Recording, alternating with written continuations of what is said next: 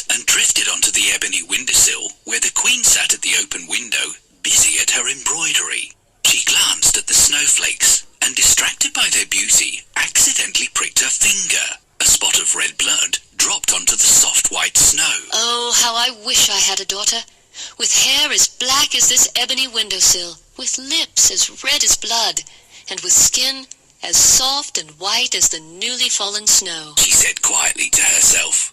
By the following summer, her wish had come true. The Queen held in her arms a beautiful baby princess with hair as black as ebony, lips as red as blood, and skin as soft and white as the newly fallen snow. She named her Snow White, and she grew to be the kindest, prettiest girl in the kingdom. Sadly, the Queen became ill and died. The King was heartbroken, but after a while he fell under the spell of a very beautiful enchantress and married her. He did not know how jealous, vain and wicked she was. Every day she would gaze into her magic mirror and ask, "Mirror, mirror on the wall, who is the most beautiful woman of all?" The mirror would reply, "Of all the women that were ever seen, you are the most beautiful, dear Queen." This made the vain Queen happy.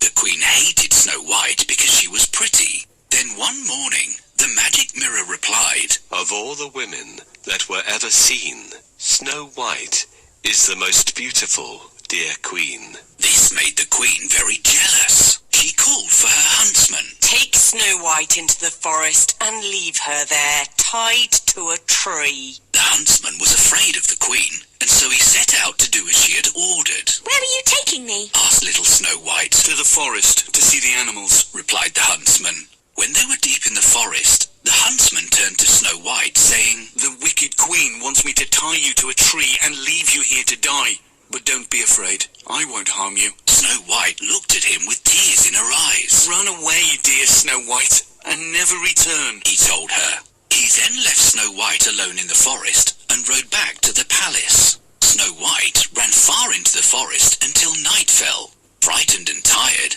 she lay down on a bank of sleeping primroses. A family of wild rabbits came and snuggled up to her to keep her warm, and she fell fast asleep. In the light of the morning, she saw a little cottage nestling amongst the trees. Smoke was puffing from the chimney, and a narrow path led to a tiny oak door. "I wonder who lives here," she thought. She knocked lightly. Knock, knock. No one answered, but the tiny oak door swung open. Snow White entered. "Hello? Is anybody home?" she called.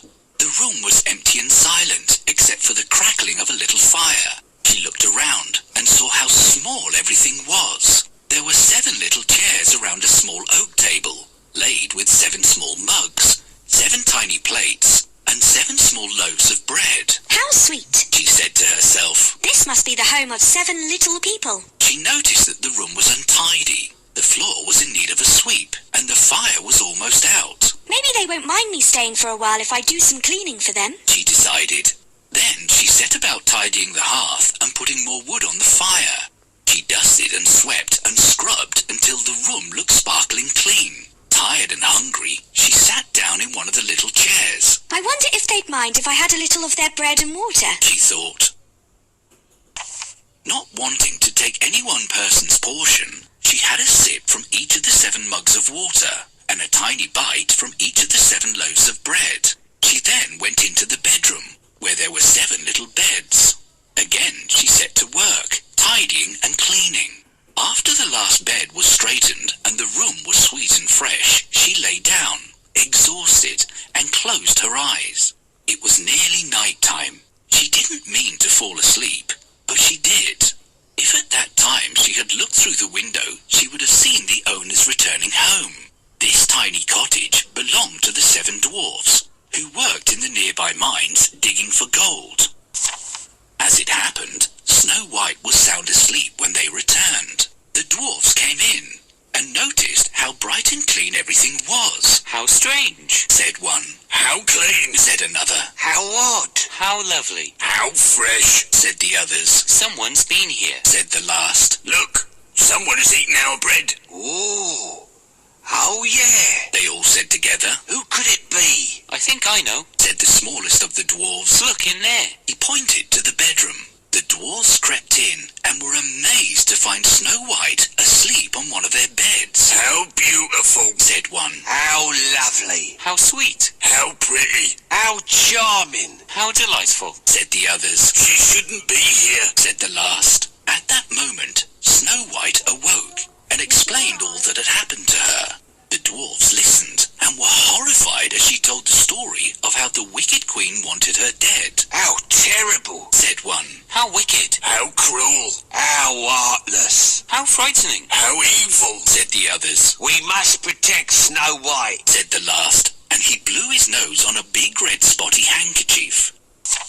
Snow White, you are welcome to stay with us for as long as you wish, He said, and sniffed as he put his handkerchief back into his pocket. Thank you. Oh, thank you. Replied Snow White happily, and they all joined hands and laughed and danced until they were quite out of breath.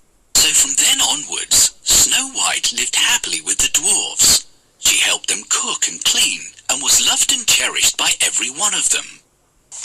Back at the palace, the vain queen gazed into her magic mirror and asked, Mirror, mirror, on the wall, who is the fairest of them all? The mirror replied, Of all the women that were ever seen, Snow White is the most beautiful, dear queen. The queen was horrified. Snow White?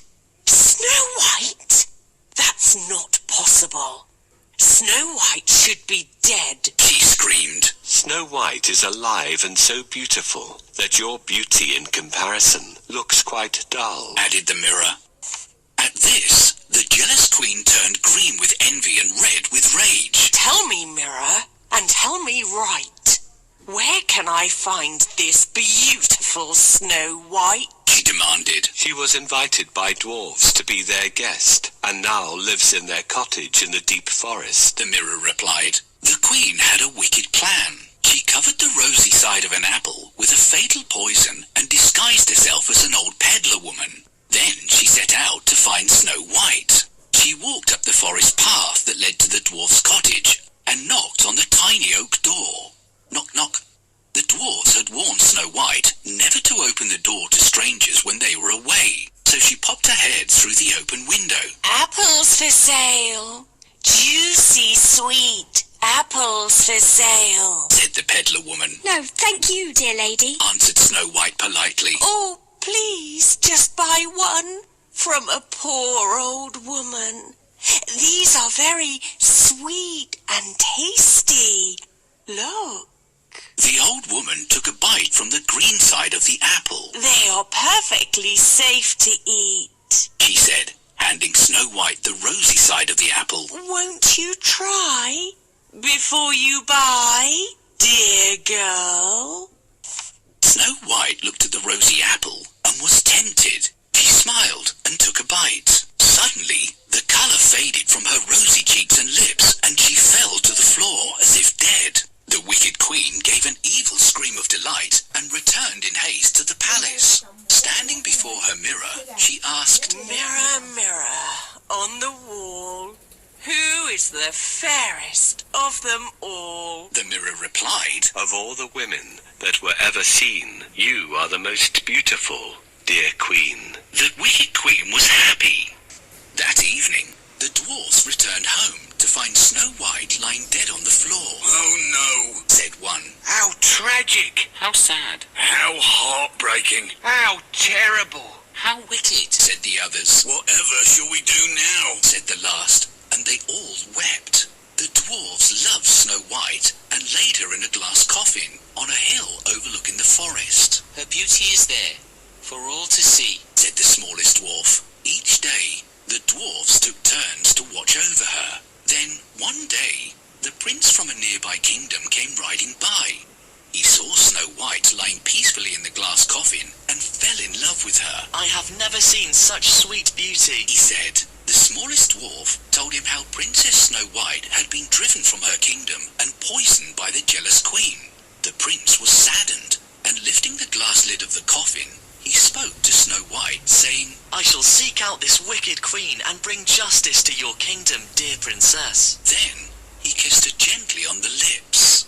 At that moment, Snow White began to breathe, and the colour came back to her pale cheeks and lips. She opened her eyes, and when she saw the prince, she knew that she loved him.